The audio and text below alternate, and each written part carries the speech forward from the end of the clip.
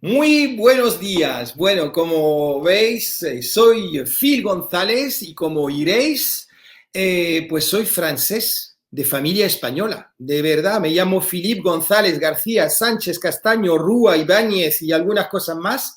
Y nada, pues ese acentillo se me ha quedado un poco mezclado con lo que me enseñaron mis abuelos de castellano y de extremeño, ¿no?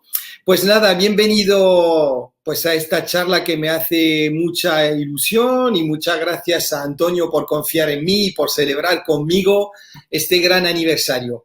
Pues Antonio me ha pedido pues eso, que en unos 25 o 30 minutos le cuente pues qué han sido para mí los blogs desde el inicio y qué son hoy para mí, qué es mi blog, por ejemplo, y qué serán en el futuro.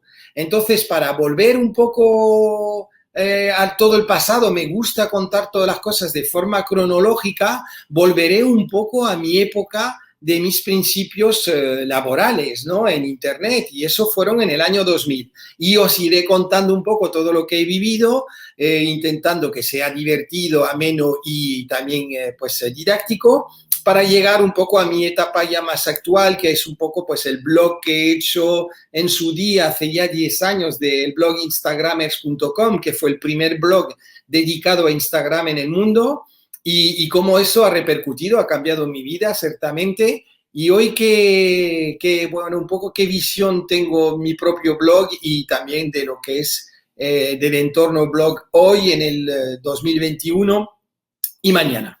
Entonces, nada, para contaros un poquito, yo antes, cuando me vine de Francia, estudié en Francia en una escuela de empresariales.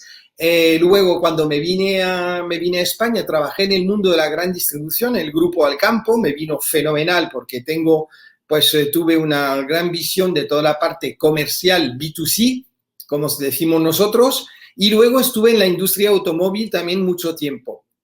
Y ahí cuando estuve en la industria pues automóvil como director de marketing empecé con el mundo de Internet, era en 97-98, empezábamos a hacer catálogos electrónicos muy específicos de B2B para grandes clientes a nivel internacionales. Y en el mundo pues había ya algunos blogs por ahí, era todavía como los principios, para mí por lo menos empezaba a entender, ver los blogs que eran cosas que eran como bastante estructurada, casi todo el mundo tenía el mismo blog, le cambiaba los colores, no había tanta versatilidad como hoy, pero era impresionante ver cómo la gente, lo que llamábamos bitácoras aquí en España, pues estaba pues descubriendo como todo un mundo, ¿no? A través de Internet. Y ahí me encantó porque empecé a descubrir pues blogs relacionados con el mundo del automóvil y también pues cosas curiosas, ¿no? Recuerdo que uno de los blogs que más me marcó fue un blog en Francia de un tío que contaba sus relaciones y cómo había tenido éxito en Mythic, ¿no? A esa época.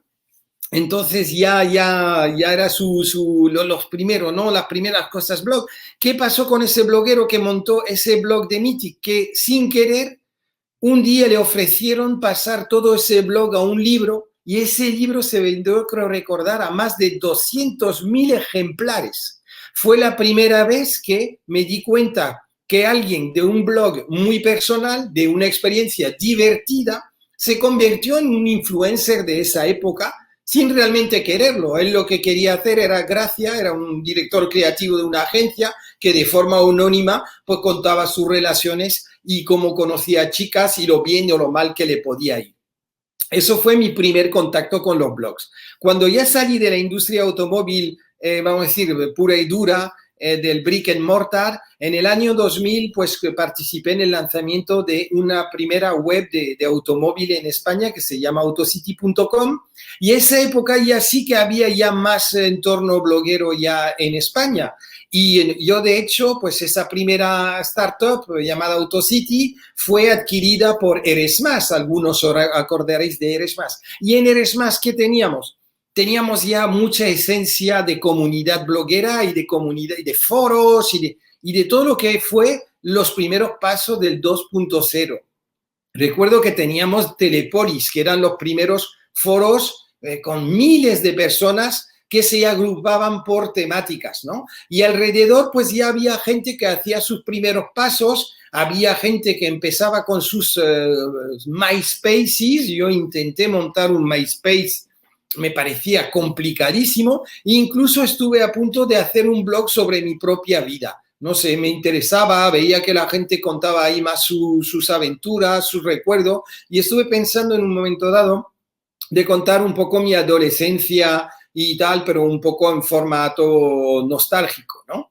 Ahí, bueno, pues seguí en todo el desarrollo de Internet desde el año 2000, vamos a decir hasta 2008, fue mi primera etapa dentro de la teleoperadora Eres Más, que se convirtió luego en Wanadoo y que sabéis luego fue Orange.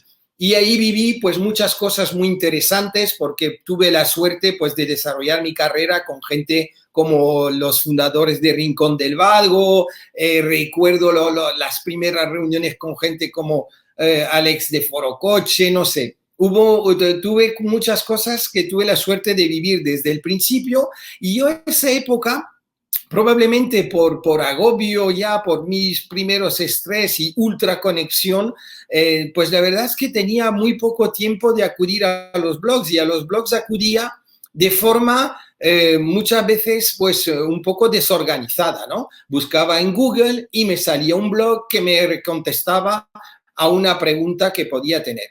A esa época empecé a poner justamente en la web que había montado de autosí.com, empezamos precisamente ahí a colaborar cada vez con más blogs, e incluso pues a empezar a integrar todo lo que eran también los vídeos, los videoblogs, y ya cada vez más veíamos como los blogs estaban cambiando. Las facilidades de montar un blog eran cada vez mayores. La gente cada vez más hacía eso de forma profesional.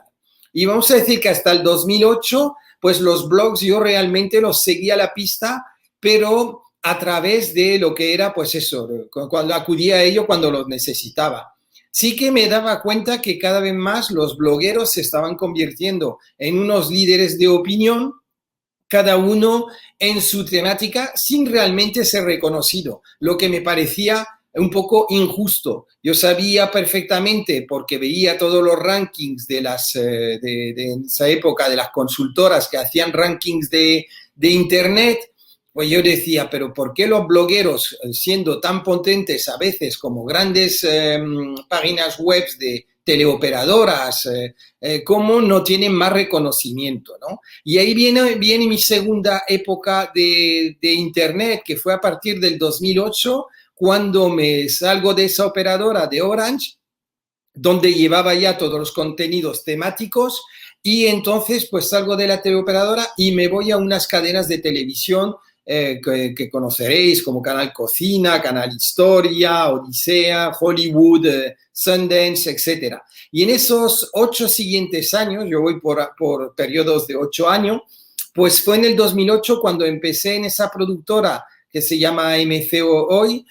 Pues en AMC descubrí pues todo lo que eran las temáticas relacionadas con televisión de pago, y bueno, pues todos estos nuevos entornos también de televisión, vamos a decir, a medida, ¿no? Y los primeros pasos de los Netflixes y los HBOs y compañía.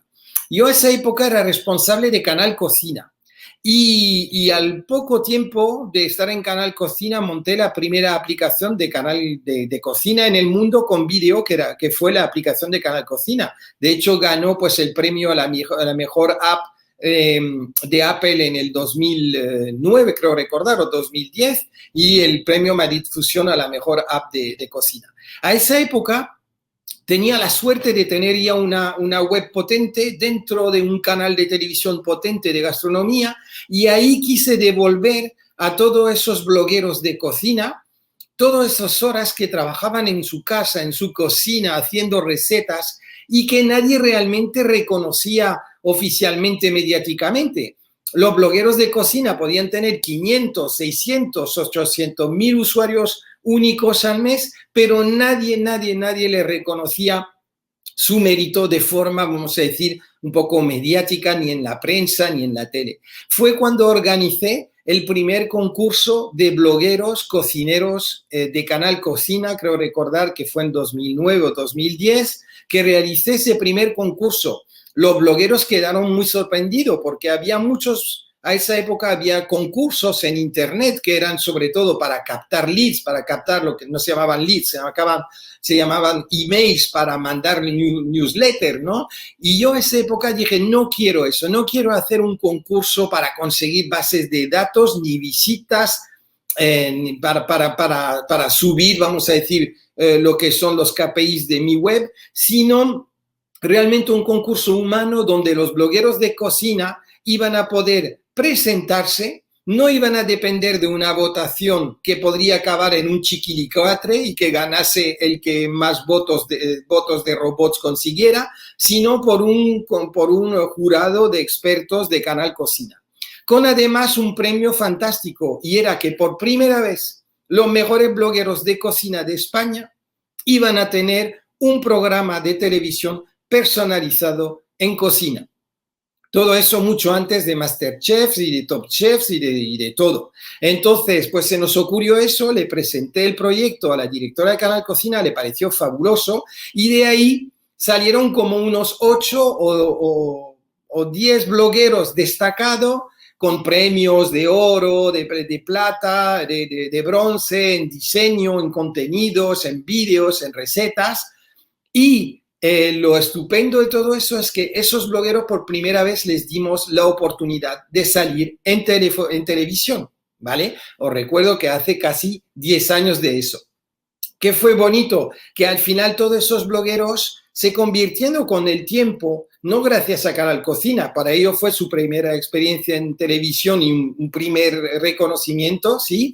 Pero lo bonito para mí fue sobre todo de darme cuenta que habíamos sido muy vanguardistas, ¿vale? Porque la mayoría de esos blogueros siguieron haciendo su vida en el mundo de las redes sociales, en los blogs, y muchos de ellos se han convertido, de hecho, luego muy famoso. Estaba Iturriaga, pues el comidista, estaba gente como Isa Saweis, estaba Alma Cupcake, un montón de gente que empezó en todo el mundo cocina en un momento que era pues más pasional que realmente un business model y que luego poco a poco fueron sacando sus libros y se convirtieron en referencia en el mundo blog de cocina, que quizás es el mundo que conozco más.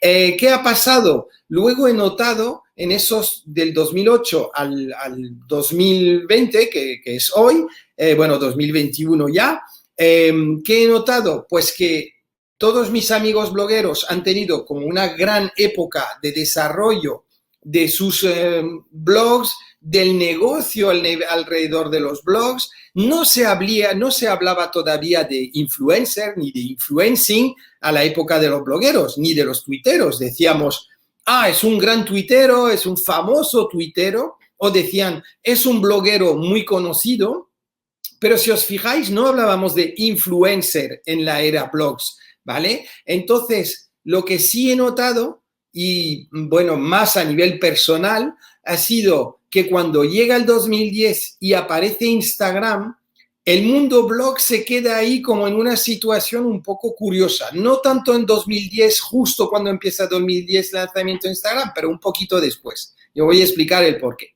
Los blogs iban fenomenal. Por lo menos es la sensación que me daba. Les daban cada vez más posibilidades de monetizaciones de sus contenidos. La gente que había empezado a integrar mucho vídeo por parte de YouTube ya tenía pues posibilidad de monetizar sus blogs a través del vídeo. Algunos incluso, como en Latinoamérica, me di cuenta que en la parte blogs y en gastronomía, que es casi lo que controlo más, pues a lo mejor ellos directamente no tenían blog escrito, sino que tenían solo videoblogs de recetas, ¿vale? Y entonces, ¿qué pasó ahí? Que dependían mucho tanto de Google por un lado, por otro lado de los ads de Google, ¿no? Las palabras sponsorizadas, los enlaces sponsorizados, el YouTube, y también poco a poco iban empezando a entrar Los primeros, vamos a decir, pues publireportaje, donde marcas confiaban en blogueros, etcétera, etcétera. ¿Qué he notado luego después? Es que en el 2010 llega Instagram. Instagram, los primeros pasos, pues ya los que me conocen lo saben, monté toda una comunidad de fans llamada Instagramers o Igers en todo el mundo, y bueno, pues ahí yo como responsable de marketing digital, director digital de una gran productora de tele, pues me di cuenta cómo Instagram iba a cambiar el mundo. Y ahí fue mi primer paso como bloguero a título personal. Dije, a ver, cada vez más esto de Instagram tiene muchas posibilidades de tener éxito. A esa época éramos 3 en tenerlo en España, pero yo le vi mucha oportunidad y dije, voy a hacer un blog no como business model, no como forma de ganarme la vida, pero como empezaron probablemente los blogueros de la final de los años 90. Voy a escribir un blog, voy a hacer un blog para ayudar a la gente, que es, creo que la mayoría de los blogueros, el 99,9 hemos empezado un blog porque de forma pasional, de forma pues un poquito más espiritual, queríamos de alguna forma ayudar a la gente o conocer a gente de un entorno o de una temática que nos apasione. Y yo empecé con Instagram. Y entonces empecé con una web llamada Instagramers.com en el año 2011, a una época que Instagram todavía no tenía blog. Instagram.com era una web, una landing page donde se podía sencillamente bajarse la aplicación de Instagram, estaba en inglés y ahí no había ninguna explicación de cómo funcionaba Instagram. Yo le vi muy rápidamente desde las primeras semanas que iba a ser una aplicación que iba a revolucionar el mundo y quise ayudar a la gente pues a poner tutoriales, empecé a pensar en un tutorial sobre crear tu cuenta, sobre cómo elegir tu mejor nombre y ya incluso con mucha visión empecé a pensar en qué sería el marketing en Instagram en los años siguientes, ¿no?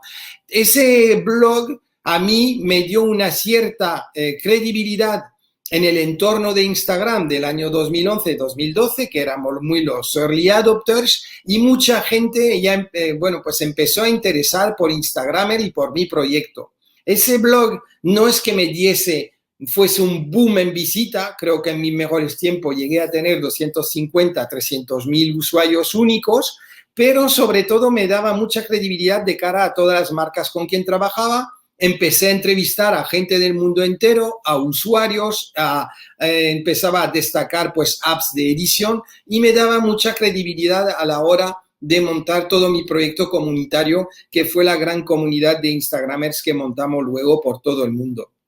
Mi experiencia como bloguero pues fue curiosa porque veía ahora desde el otro lado de la barrera lo que amigos míos habían estado haciendo en sus casas todas las noches, tal. Me di cuenta de lo esclavo que es un blog. La gente no se da cuenta del trabajo que eso significa, no se da cuenta de las frustraciones que nos puede aportar, de currarse un especial para un blog y que a lo mejor no tenga nada de éxito, lo que luego significa tener un blog, que es como ser director comercial, director de marketing, ser community manager, el hombre de la logística y hacer realmente todo tú, hasta director a veces jurídico de tu propio blog para hacer tus bases legales, etcétera.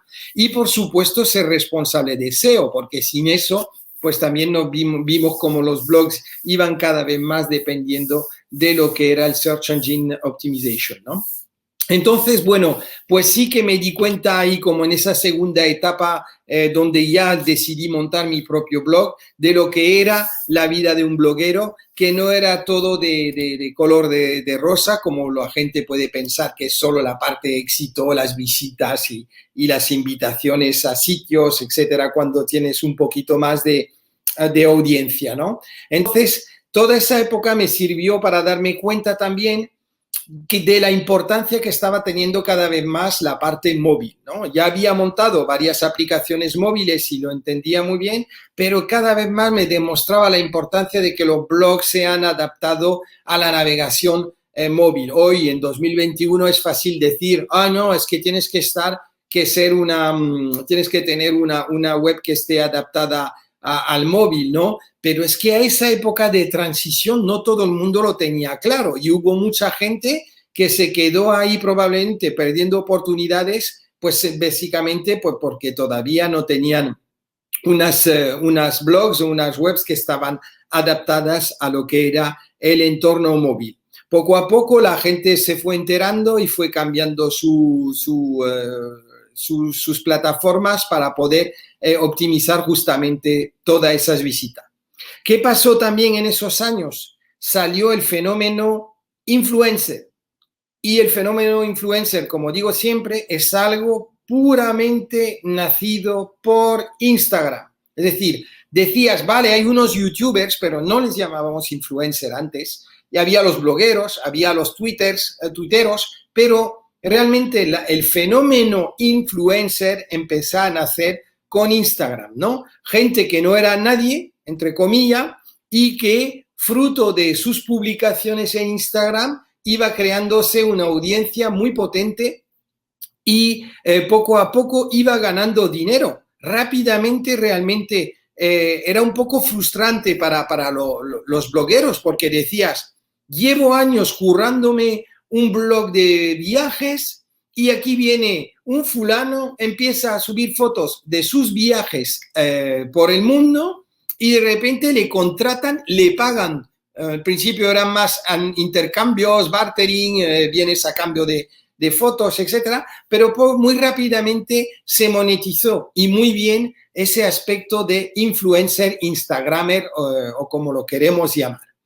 ¿Cómo vi yo eso evolucionar? Pues vi evolucionar eso en el sentido que muchos amigos míos, tanto de gastronomía, tanto de viaje, incluso youtubers luego en una segunda fase, dijeron, pero si yo me tiro aquí en esto del blog, a veces me tiro 2 o 3 horas, que vuelvo de algún evento de gastronomía, tengo que llegar a casa, tengo que subir la foto, editarla, hacer la galería, escribir texto, poner los links, verificar que todo está bien para el SEO, para luego tener unos ingresos realmente aleatorios, muy pobres y que no eran nada seguro. Y en la otra parte se daban cuenta esos blogueros de distintas temáticas que en Instagram, al final, al currarte una audiencia, al tener ya una base de followers bastante buena, pues podías rentabilizar cada publicación que hacías, ¿no? Y ahí, pues, es lo que os digo, que me di cuenta y tuve la suerte de poder vivir todo ese movimiento de amigos míos, de youtubers de 300 o 400 mil seguidores con cientos de miles de visualización que me decían, Phil, nos queremos meter en eso tuyo de Instagram, porque nos damos cuenta que al final es más divertido, es algo nuevo, vamos a decirnos que sea más divertido, es que es algo nuevo, nos cambia un poco la rutina blog, nos exige mucho menos tiempo de trabajo en casa, de redacción y de edición y tal y cual, para además unos ingresos que son bastante buenos y que no dependen de la voluntad de YouTube ni de nada, ¿no? Y entonces pues ahí es donde vi un poco pasar todo el movimiento. Muchos blogueros decidieron dejar un poco de lado su bitácora y empezar a apostar más por Instagram. Tengo en mente 2 amigas mías que tienen canales de YouTube y blogs muy potentes de gastronomía que poco a poco me han ido diciendo vamos a escribir menos en nuestro blog y dedicarle más a Instagram porque es donde está el dinero, donde las agencias te decían al final, vale, sí, el blog está bien, pero tu Instagram, ¿cómo va? Porque nos gustaría Instagram, ¿no? Entonces ahí yo creo que ha habido un traslado del tiempo dedicado en nuestras vidas a los blogs al traslado a lo que es la parte de Instagram. Porque es también donde estaba la gente y donde la gente a veces no quería salir de Instagram para irse a un blog para leer algo. No obstante, los blogs siguen siendo potentes porque sigue siendo una de una por supuesto, de las formas de informarnos, vamos a decir, de forma plural, objetiva, frente pues, a lo que es la información más corporativa en algunos casos, y por eso los blogs siguen teniendo pues, su interés y su importancia en el ecosistema de Internet. No obstante, es verdad que han muerto muchos blogs. Un día vi las estadísticas del número de blogs abiertos en el mundo y los que morían al año, y era una barbaridad. Entonces mucha gente se lanza en esto con una ilusión de poder ser alguien, de poder destacar en algo, y se dan cuenta que al cabo de unos meses, pues que no era tan fácil como parecía, y van tirando la toalla, ¿no? Entonces yo creo que lo que estamos actualmente viendo, y un poco para ir resumiendo y cerrando esta pequeña charla storytelling de mi vida, de cómo he vivido lo de los blogs, pues lo que estamos viviendo hoy yo creo que es los blogs que están quedándose en Internet es porque están siguiendo haciendo un gran trabajo y apuestan por esa forma de monetizar también pues sus contenidos. Vemos como hay blogs, pues por ejemplo, de tecnología que siguen haciendo un gran trabajo pues en todo lo que es la información alrededor de, por ejemplo, lanzamiento de nuevos modelos. Yo cuando quiero saber si este teléfono u otro, me pongo en Google y busco pues lo que puedan decir mis amigos de topes de gama, por ejemplo, ¿no? Lo que pueda decir una DSL-Zone o un Chataka, etcétera. Y bueno, pues todo eso nos ha servido. A nivel de viaje lo mismo. Con Instagram hemos tenido mucha más apertura plural a muchos sitios del mundo entero, pero sigue habiendo grandes blogueros de turismo y de viajes, gente como Paco Nadal del País, que también el viajero, que hacen un gran labor, pero que vemos que cada vez más han apostado por su faceta de Instagram.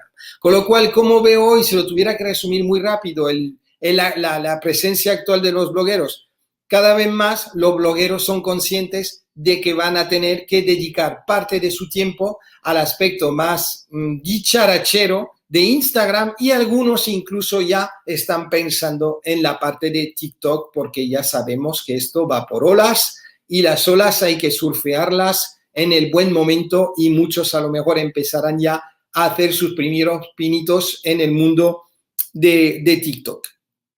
¿Hay futuro para los blogs? Creo que sí.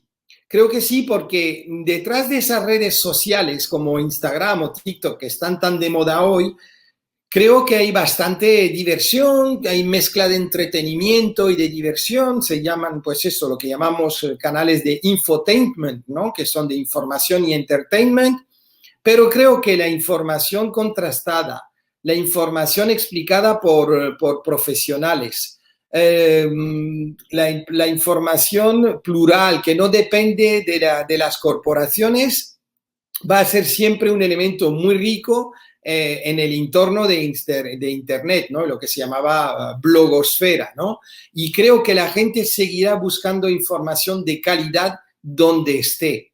Que algunos apuesten por Instagram y por hacer unos canales muy didáctico y muy informativo en Instagram, fenomenal, pero creo que la parte de Internet seguirá teniendo su gran importancia. Y, por supuesto, lo que sí tendrán que adaptarse cada vez más y más rápidamente los blogueros, si quieren seguir pues, siendo referencia en lo que hacen, pues será toda la parte audiovisual e interactiva, ¿no? Hemos visto cómo han crecido todas las apps de edición en estos últimos años. Tanto desde el móvil, por ejemplo, vemos que se pueden hacer ya una auténtica barbaridad.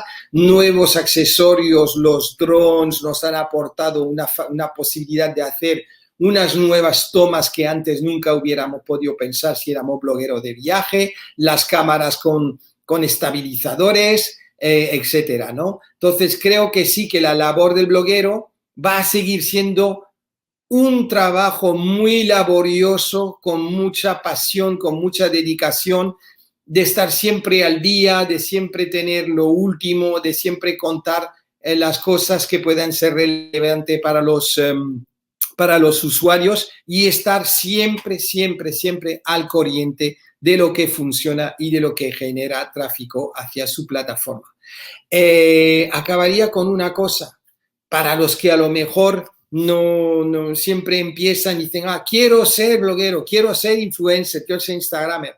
La mayoría de las veces la gente que ha conseguido éxito no ha partido del hecho de lo que quería ser, influencer, ha partido de una gran pasión, como repito, porque si no tienes pasión, dedicación y si no estás dispuesto a pasarle miles de horas, como he podido pasar yo ya 3, 4 mil horas de mi vida o 5.000 dedicada al movimiento de Instagram en el mundo, si no tienes esa dedicación, esa pasión, lo que pasa es que al cabo de un mes o dos te frustras y lo dejas de lado.